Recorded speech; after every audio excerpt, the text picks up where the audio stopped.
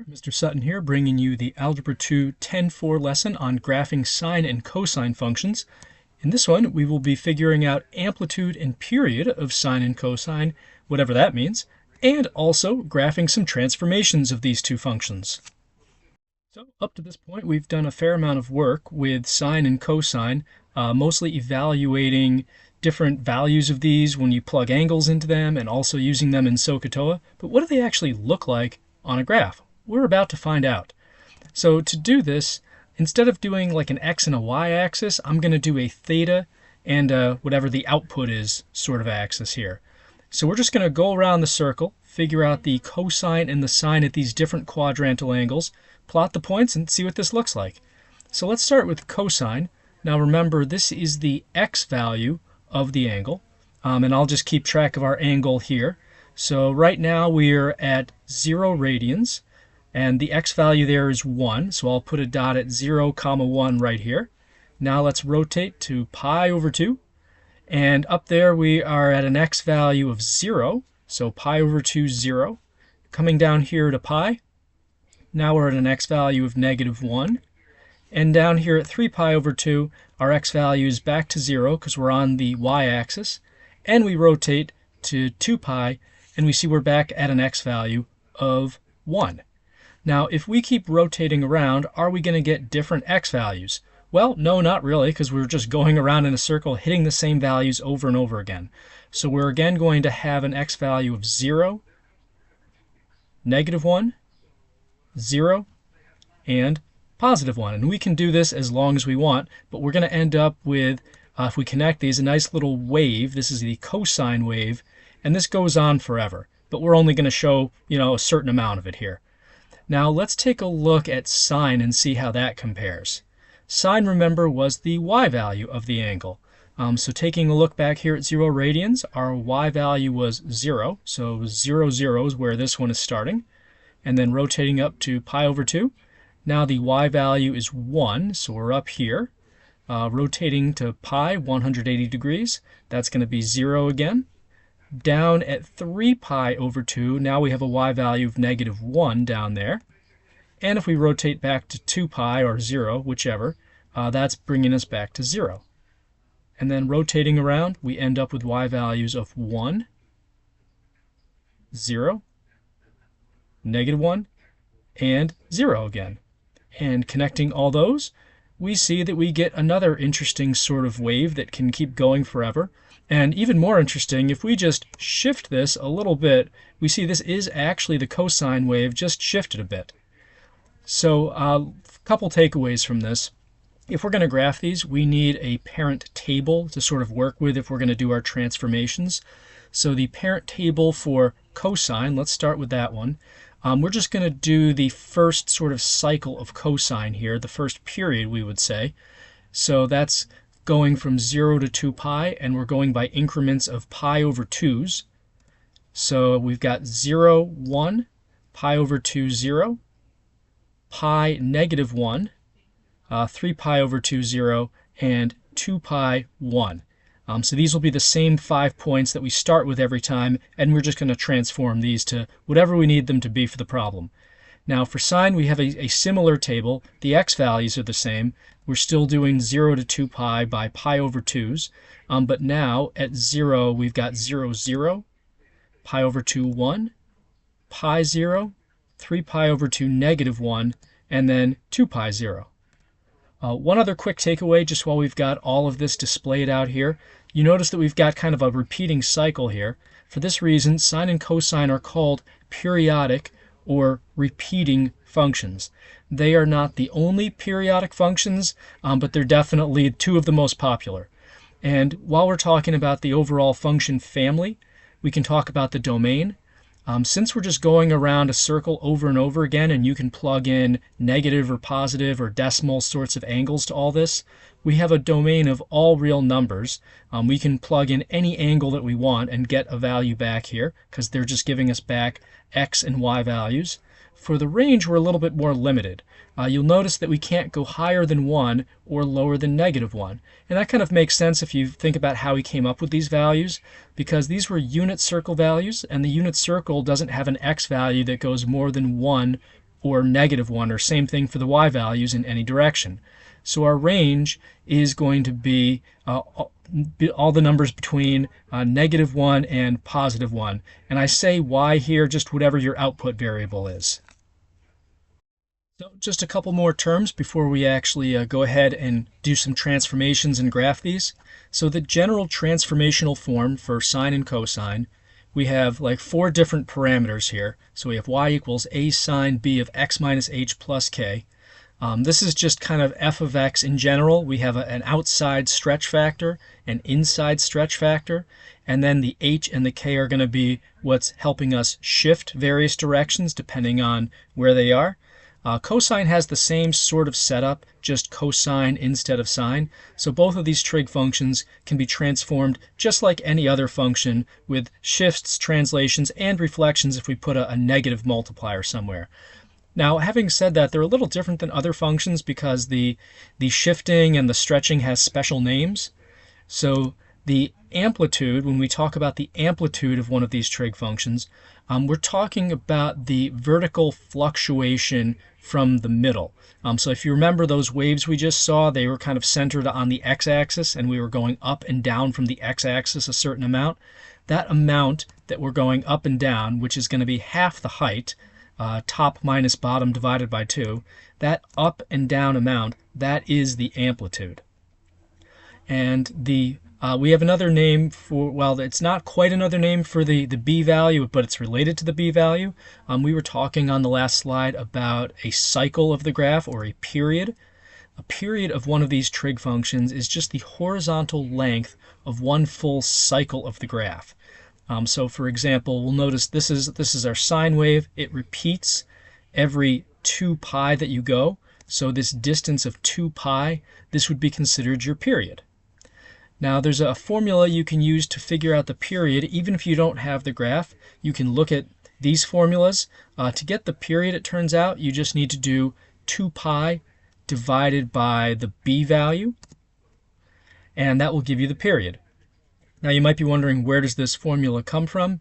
The basic idea is that if I just wrote like sine of x, where I had a b value of 1, that would give me my standard sine function that had a period of 2 pi. 2 pi is kind of the default period because a circle has 2 pi radians in it, and sine is based on going around a circle. So in order for this b value to come out to a 1, we need to have a 2 pi divided by 2 pi kind of thing going on. Now, it is also worth noting with amplitude and period that these are both always positive numbers. And amplitude isn't exactly the a value, or you could think of if there's a negative out here, then the negative is not part of the a value. The amplitude is the absolute value of whatever this vertical stretch factor is. All right, let's dive into our first full example. So for this one, and this will be the only example where we do this on this lesson, they want us to identify the amplitude and the period of the function.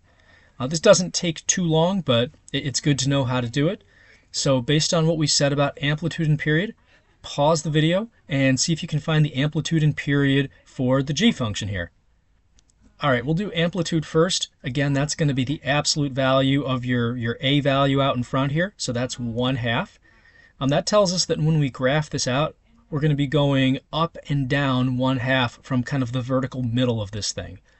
Now for the period, remember we have to do 2 pi over the b value. The b value here is 2 pi, so in this case we have a period of 2 pi over this 2 pi. This 2 pi in the numerator is always there. This 2 pi is the 2 pi from this formula here. So that just comes out to a period of 1. So that means when we graph this out, every 1 for the x values, we're going to see a new cycle of this cosine graph. With all that said, we're now going to go ahead and graph this, and we'll also figure out what transformation of the original graph this is. So actually, what are we doing transformation-wise here? What do you think? Well, we have this 1/2 out in front, so that's going to be a vertical shrink. We have this 2 pi being multiplied by x inside the function. Because this 2 pi is bigger than 1, that means this is going to be a horizontal shrink as well. So we have a vertical and a horizontal shrink. Now we're basically going to treat this just like any other transformation problem. So write the parent table, whichever one it is for cosine, and then transform it, and then plot those points with the appropriate scale. All right, so pause the video and give that a shot. So for our parent table for cosine, again, we've got, let's see here, 0 and 1 is how that starts, and then pi over 2, 0, pi, negative 1, 3 pi over 2, 0, and 2 pi and 1. So let's go ahead and transform this. This will be our g function now. So let's think about the x values first. Since we're multiplying inside by 2 pi, remember inside changes are the exact opposite of what it looks like. So we're actually multiplying by the reciprocal of 2 pi to all the x values. So this will be 1 over 2 pi times x. And for the y values, we're multiplying by 1/2 on the outside here. So 1/2 y is what's happening with those y values. So let's go ahead and change all the x values. 1 over 2 pi times 0 is still 0. If we have 1 over 2 pi times pi over 2, those pi's are going to cancel, and you're just going to have 1 over 2 times 2 in the denominator, so 1/4. And then pi times, 1 over 2 pi, that's going to be 1/2. And this will be, let's see here, pi's are going to cancel, that's going to be 3 over 4. And then 2 pi over 2 pi gives us 1. Now for the y values, we're multiplying each of these by 1/2. So we've got 1 times 1/2, that's pretty easy, that's 1/2. Then we've got 0, negative 1/2, 0, and 1/2. So in order to fit all this here, and I really just need to graph one period, that's the convention on these, because I mean, otherwise where would you stop? It just keeps going. So we need to have my horizontal grid lines, I want those to go by quarters so that I can distinctly fit each of these. And, you know, whatever, I'll just make 0.5 my vertical scale to fit these y values. So we've got 0, 1/2 right here, and then 1/4, 0 is right here, 1/2, negative 1/2, 3/4, 0, and 1, 1/2. Again, this isn't the only scale you could have used, but it works. So connecting these, this gives us one period of this g function.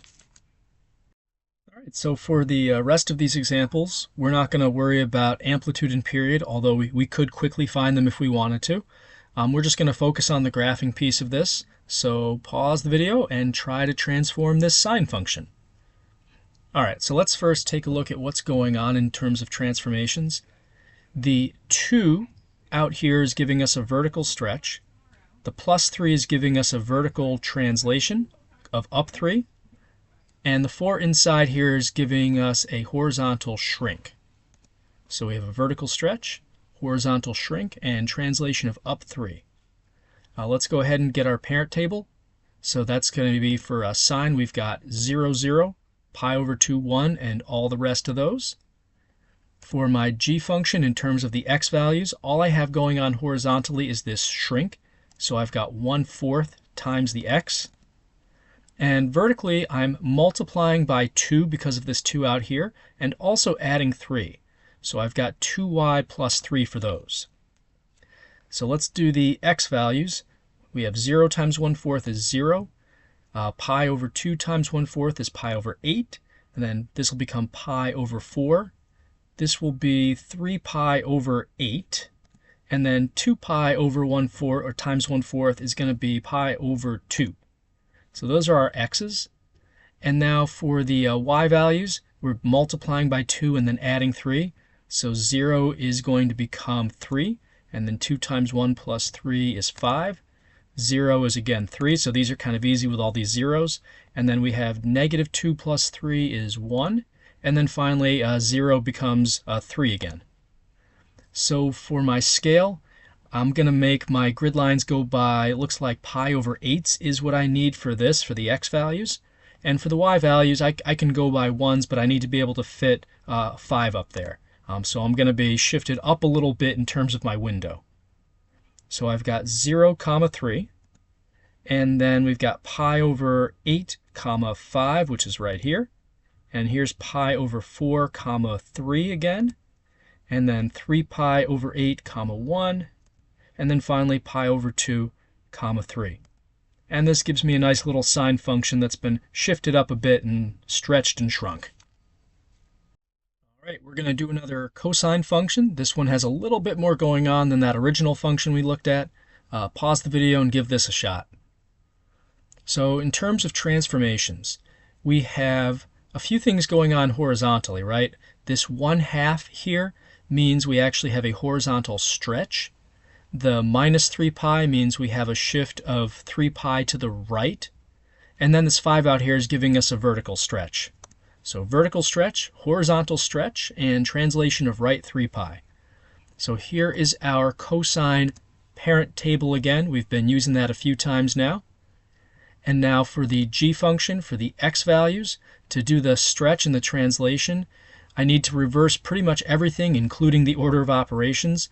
So normally this, minus 3 pi would happen first and then the 1/2. But because this is inside changes, everything happens in reverse order. So I actually have to take care of this 1/2. So this is going to be 2 times the x value. And then we're going to have to add 3 pi. So 2x plus 3. Now for the vertical stretch, that one's a lot easier to handle. We just do 5 times y. And let's go ahead and plug all these in now. So we've got 2 times 0 plus 3 pi is 3 pi. 2 times pi over 2, let me think, that's going to be pi. Pi plus 3 pi is 4 pi. And then this is 2 pi plus 3 pi is 5 pi. A lot of pi here. This is 3 pi plus 3 pi is 6 pi. And I think you can see the pattern here. This next one is going to be 7 pi. Now for the y values, we're just multiplying all these by 5s. So we got 5, 0, -5, 0, and 5. And then let's graph that all out. I will make my horizontal grid lines go by pi's, and I'm going to leave enough room to go from 3 pi to 7 pi. And then vertically, I just need to be able to get from -5 up to +5. So the first thing I'm going to graph is 3 pi, comma 5. That's right up there. And then we've got 4 pi, comma 0, 5 pi, comma -5, 6 pi, comma 0, and 7 pi, comma +5. And there is one period of this cosine function. Now I know it seems kind of weird to just kind of graph this thing out in space without any connection to the y-axis. If you really feel badly about that, you could put a few more points in going kind of the other direction, but you don't need to. All right, here we go with our final example, the final boss battle. It's another sine function, and this one has every transformation going on in it. Pause the video, figure out what we're doing here, and try it out, and we'll bring it back together. All right, so we've got a couple things. This -2 out here is doing two things. The negative piece of this is a vertical reflection. The times 2 gives us a vertical stretch. And then inside, this 2/3 is a horizontal stretch, because again, it's smaller than 1. And the minus pi over 2 shifts us right pi over 2. So right pi over 2, horizontal stretch, vertical stretch, and reflection. Here is our sine table again. We start with 0, 0, and then we have pi over 2, comma 1, and all the rest of those. Here is our g table. For the x's, we have 3 halves, again reciprocal, times x, plus pi over 2. That's going to be fun to deal with.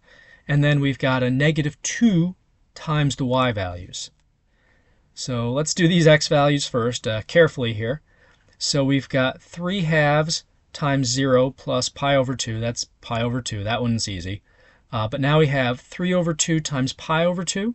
That's going to be 3 pi over 2 plus, actually 3 pi over 4, I should say. 3 pi over 4 plus, this is like a 2 pi over 4. So that's 5 pi over 4. So careful with those fractions. And next up, this is going to be 3 pi over 2 plus pi over 2. So that's going to be, let me think here. That would be 3 pi over 2. That's just 2 pi, right? Yeah. And then we have 3 times 3 is going to be a 9 pi up there over 4 plus 2 pi over 4 is going to be 11 pi over 4, so that's a little bit wild. And then we have 3 halves times 2 pi. That's going to give us just 3 pi. Plus a pi over 2 is going to be 7 pi over 2. All right, so that was a little bit much, but now we get the y values. Those are going to be a bit easier. We're just multiplying by -2. So we got 0, -2, 0, +2, and 0. So much easier for the y values. For my grid lines, for the y values, I can just make those go by ones. That'll be pretty easy. For the horizontal grid lines, it's a little bit tricky because we have some 2's and some 4's. I'm just going to make my grid lines go by pi over 2's, and I'll just go halfway when I need to do one of these 4 sort of denominators. So our first one is pi over 2 comma 0 right there. And then 5 pi over 4 comma -2. So that's like halfway between pi and 3 pi over 2. And -2 is down here. And then we've got 2 pi comma 0. There you go. And 11 pi over 4. Well, let me think here. 5 pi over 2, that's the same as 10 pi over 4. So this is just one more half grid line, and we're up at 2 for that. And then we finally have 7 pi over 2 comma 0. And these should be evenly spaced, so if they're not, then you can go back and see if you messed something up there. So here is my sine curve. It has been reflected. It has been vertically stretched a little bit, horizontally stretched, and also shifted. So all the things. So that's it for this lesson on graphing sine and cosine curves. I'm going to go catch some waves. Until next time, Mr. Sutton signing off.